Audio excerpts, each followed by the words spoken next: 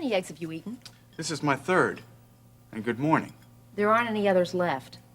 Well, I'm sorry. I didn't know you liked eggs. What would they be doing in my refrigerator if I didn't like eggs? Here. It's yours. I don't like them hard-boiled. Amber, I asked you what you wanted for breakfast. When? Half an hour ago. I was asleep a half hour ago. Oh? You rolled over. I thought you were ignoring me. You could have at least left one just in case.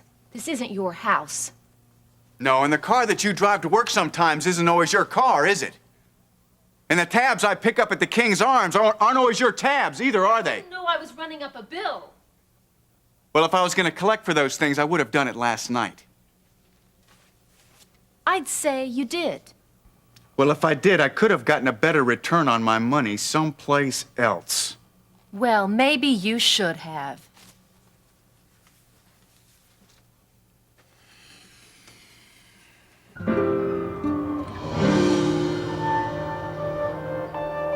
That's normal. Just relax and keep your feet up. Uh-huh. Just a minute. Come in. Terry, have you got a minute? Listen, Lori, Nancy's here. Yeah, I'll talk to you later. Right. Bye-bye. Well, I haven't seen too much of you around here lately. Well, I've had a lot that I've had to think through. I'm sure you have. Have you come to any decisions? Well, I guess it's pretty obvious what's got to happen. I've got to get a job. You know, I need a second chance. That's where you come in. Terry, I need to ask you a favor.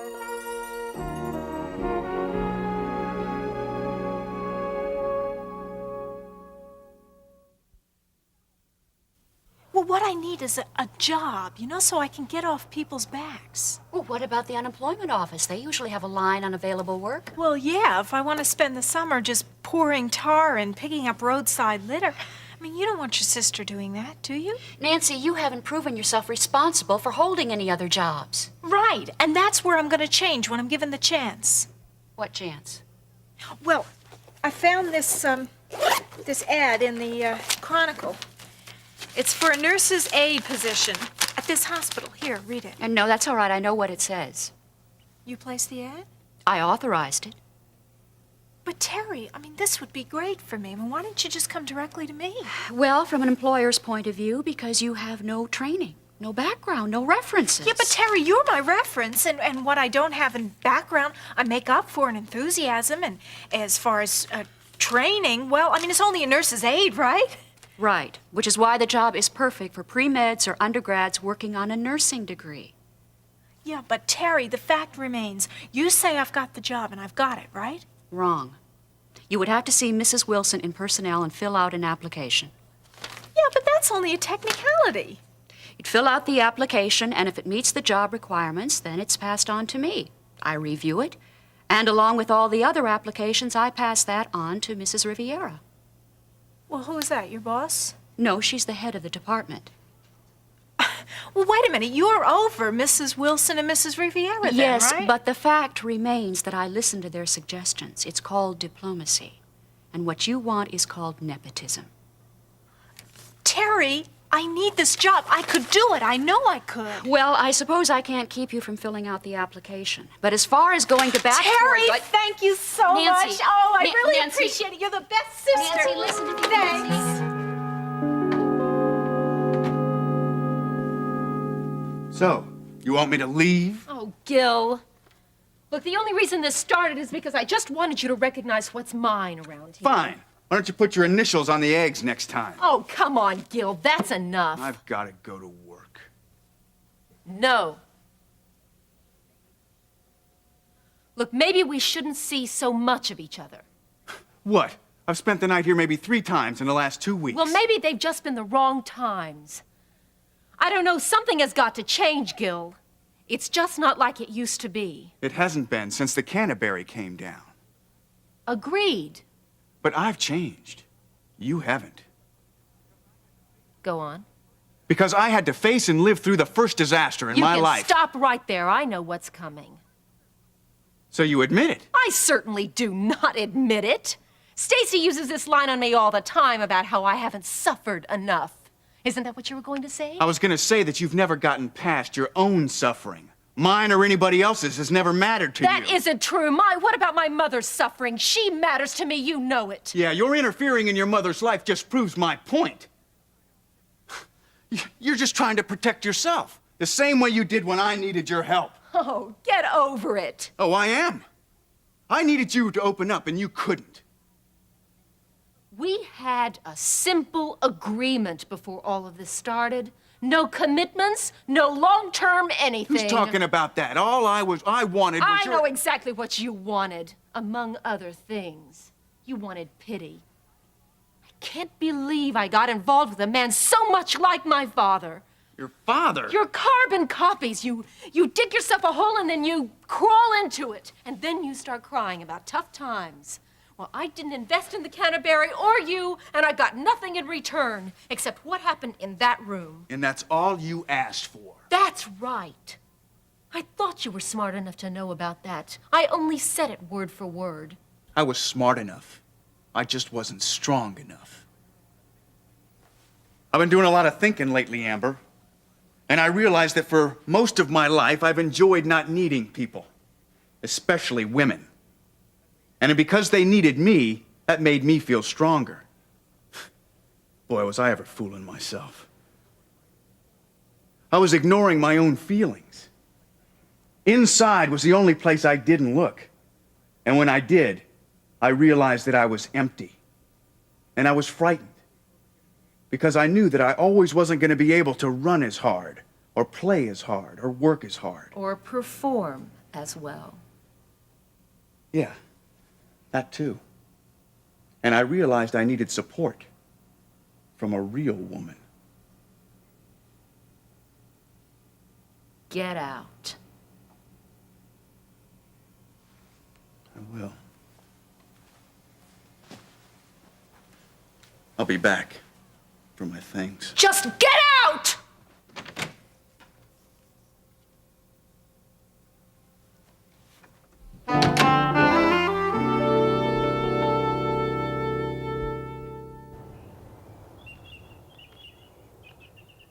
Sleep well? A lot better than the night before. Well, I guess that sofa isn't very comfortable. Yeah. The next time we have an argument, you can try that thing out for size. I was hoping there wouldn't be a next time. Mm-hmm. You know something? Every time we have our little argument, whatever the point is, any big or small, when we've proven that point, we generally wind up twice as miserable. Why is that? Because we love ourselves more than we love our own opinions. Yeah, well, let's hope so. Another house was robbed 2 nights ago. Who knows what happened last night? Carla, now... I was just letting you know before you leave. Oh, so are you kicking me out the door already? Well, you're already late. Well, don't worry about me. Everything's gonna be fine. Besides, I have a light schedule today. I'm gonna be showing Peter around the newsroom. Well, maybe you can talk to Brubaker. About what? About these cat burglaries. Get an angle. Write yourself a story. Carla, now wait a minute. Now, you have already accused Monk of this, and he's denied it, so why don't we just drop it? Well, you might get yourself an exclusive this way. Nope. I'm not gonna let you back me into another defense of Monk. Well, that's not what I'm trying to do. But come on, Gene. I mean, he might know something. He did hang out with that crowd, and with the hours he's keeping, maybe he still does. I can't ask him without sounding like I'm accusing him. Well, do you know where he goes at night? Well, no. Well, maybe you can at least find out. Oh, Gene, I'm scared. Because with these break-ins, everything's only pointing to one thing. Wait, no. Now, Carla, don't... Jimmy, Is Monk really a burglar?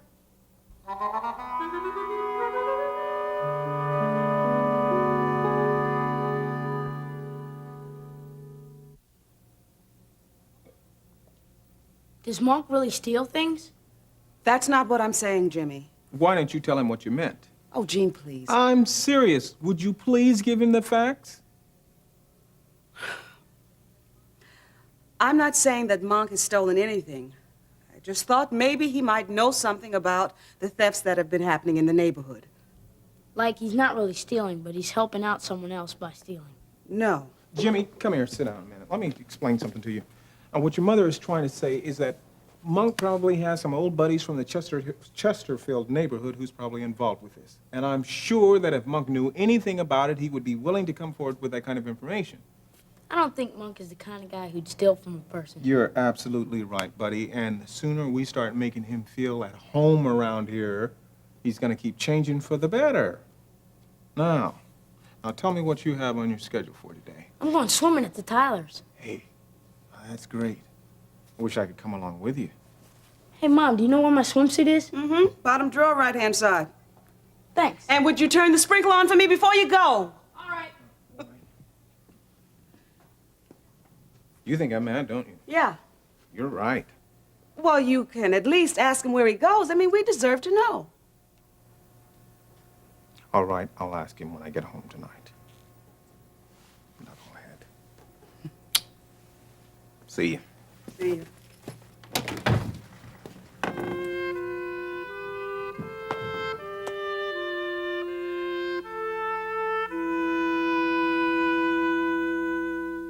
I was hoping to do a follow-up story on Prescott Development. Why not? Have a seat. Okay. The insurance money has come through, the books are almost balanced, and we're about $1 million in the hole. Any contracts? Well, nothing signed, but we've got a couple pending.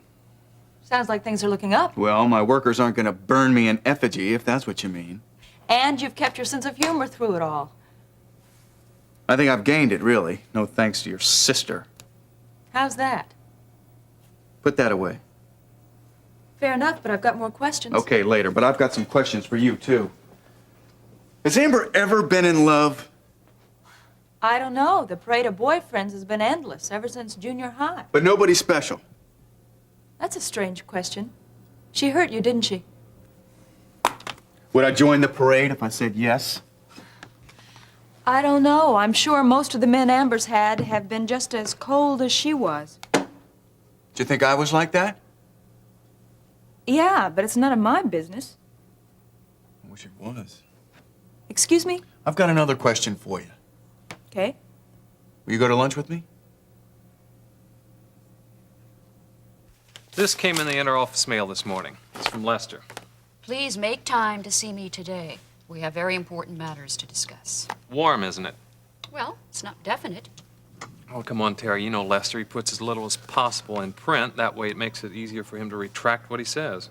Do you think he's come to a decision? Yep. He's not going to keep an impaired surgeon on his staff. Doctors with only 80% use in their hand don't make for very good PR. What about an opening in internal medicine? Nothing. Unless you've heard something. No, I can't say that I have. Well, I'm sure if something comes up, you and Alex will put in a good word for me. So tell me about Nancy. She wants to be a nurse's aide. Here? And she asked me to help her land the job. She called it her second chance. Second chance is more like her 15th. Well, I may be gullible to the end, but I do think she's beginning to change a little. Oh, I don't know, Terry. When she came into the clinic, she was pretty upset. She wouldn't talk to anybody but Dave. Well, maybe she wants a recommendation from him. Oh, God forbid.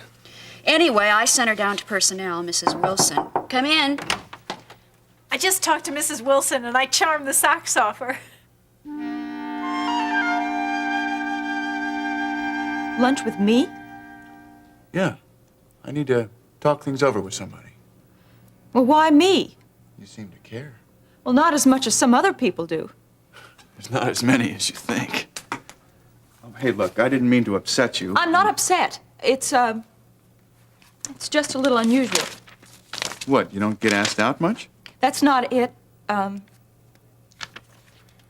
At least, not by my sister's old boyfriends, if that's what you are. Yes or no?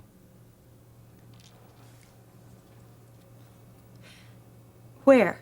King's Arms. On one condition, Name it. that we talk about your company so that I can do my story. Fine. That way you can write it off as a business expense, huh? No. Good, because this one's on me. You know, when I first met you, I couldn't believe that you and Amber were from the same family. But now that I'm getting to know you a little bit better, I really can see the differences. And you thought the difference was only skin deep? Well, let me get back to the paper so that I can get some things done before lunch. When will I meet you there? 12 o'clock, but don't meet me at the restaurant. I'll pick you up at the paper. All right, see you later.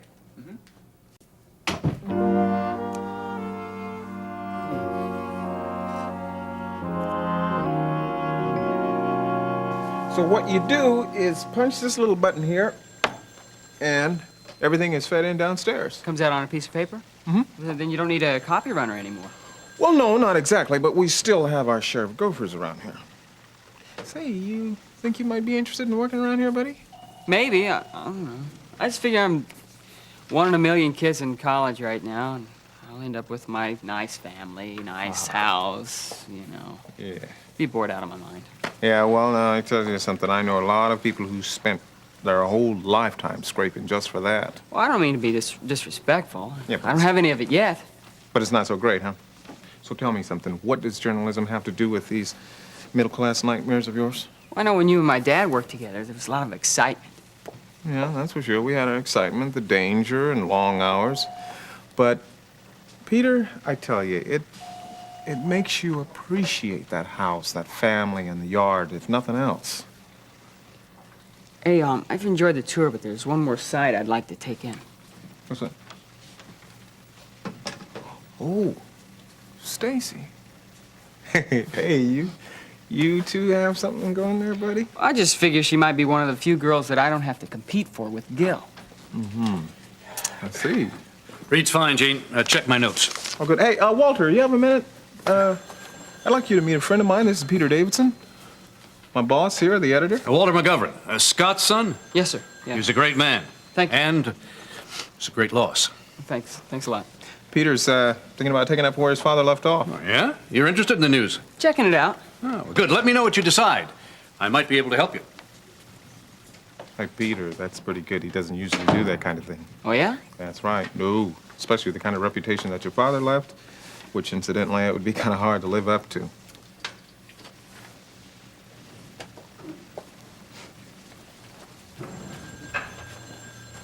Hello? Oh, Peter, I'm hoping I'd catch you here. getting the grand tour? Just had it. Yeah, we're finished. Good. You know, it'd be kind of nice to top off the tour if you'd let me take you to lunch.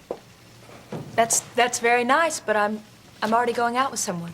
Oh, Gil. Well, this afternoon I talked to Mrs. Riviera. She's the head of the nurses' aides. Oh, thank you. First, the paperwork has to come through my office. Oh, well, sure, but what are you going to do? Veto your own flesh and blood? Terry has been an absolute gem through this whole thing. She really has. Oh, and by the way, I told her that it was completely my idea applying for this job.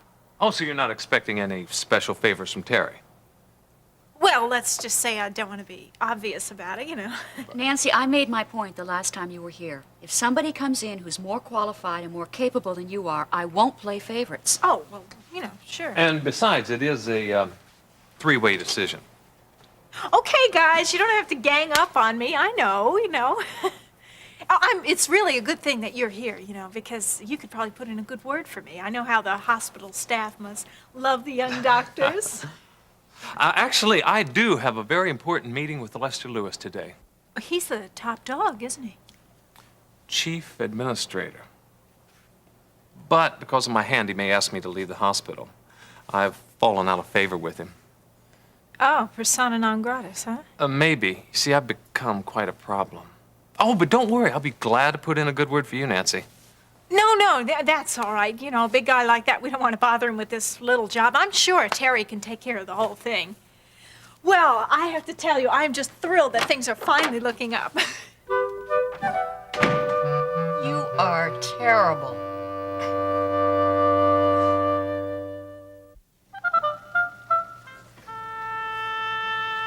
Now, Peter, this is good copy because it's clear, precise, and to the point, and that's exactly what you want. Lunchtime. Oh, just a minute, okay? Sure. Mr. Peter, what are you doing here? Gene gave me the big tour. Oh, How about you? I'm taking Stacy to lunch at the King's Arms. You ready, Stace? Just a minute. Okay. So, going to the huddle for burgers again? No. I'm gonna be meeting someone. Oh, good. I'm glad to hear you're not eating alone. Who is it? Vicky. Tell the warden I said hello.